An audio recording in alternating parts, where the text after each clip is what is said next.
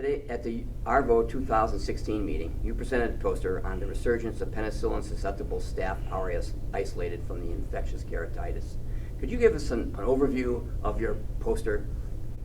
As you know, penicillin is an antibiotic that people really associate it with. It's one of the first antibiotics we've used, but it hasn't really been used in ophthalmology probably for a good 50 years routinely.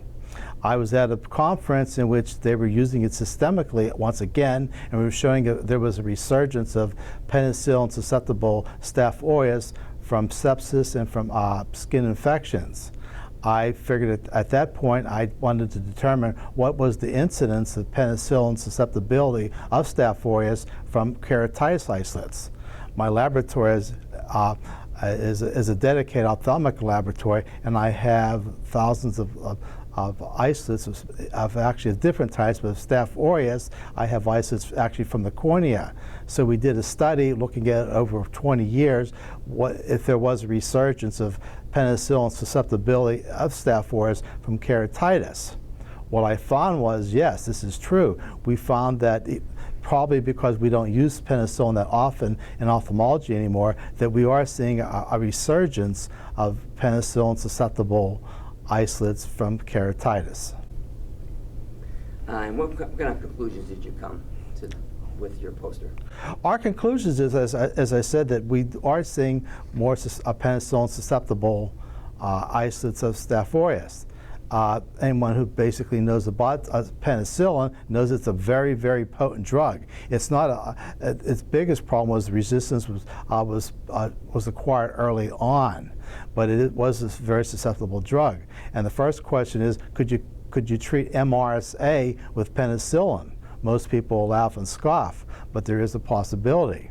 Now the problem with the eye is, in the literature, that all susceptibility is based on serum standards. The serum standards, that's when you treat patients, maybe orally or intravenously, you give them antibiotics.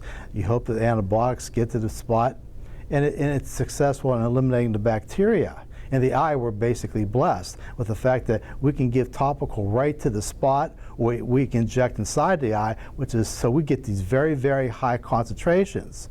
My feeling is that because of the mechanism of penicillin resistance, that we would be able to quench the penicillin resistance of the penicillinase and have